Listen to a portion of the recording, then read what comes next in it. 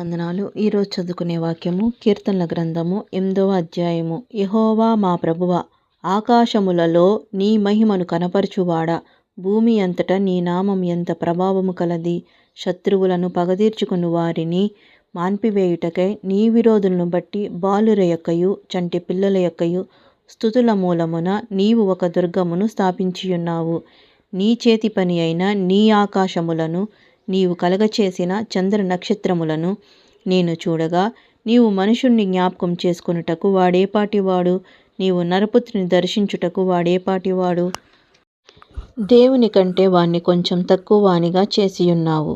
మహిమా ప్రభావములతో వానికి కిరీటము ధరింపచేసియున్నావు. నీ చేతి పనుల మీద వానికి అధికారం ఇచ్చియున్నావు. గొర్రెలన్నింటినీ, ఎడ్లన్నింటినీ, అడవి మృగములను, ఆకాశ పక్షులను, సముద్ర మత్స్యములను, సముద్ర మార్గంలో సంచరించు వాటన్నిటినీ వాని పాదముల క్రింద నీవు ఉంచియున్నావు. యెహోవా మా ప్రభువా, భూమి అంతటా నీ నామం ఎంత ప్రభావము కలది.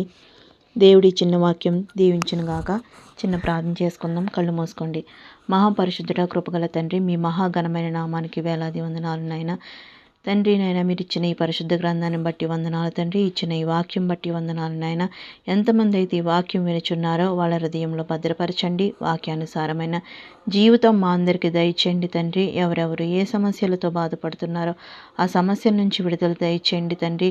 ఎవరెవరు మానసికంగా బాధపడుతున్నారో తండ్రి, శాంతి సమాధానం లేక బాధపడుతున్నారో సమాధానం దయచేయండి తండ్రి. ప్రశాంతత దయచేయండి తండ్రి. మీ కృపా కాపుదల భద్రత మా అందరి మీద ఉంచమని, మిమ్మల్ని స్తుతించుకునే జ్ఞానం మా అందరికి ఇవ్వమని అతి త్వరలో రానయ్యున్న యేసుక్రీస్తు నామమున మిక్కులు అడిగి వేడుకొంచున్నాను తండ్రి. ఆమేన్.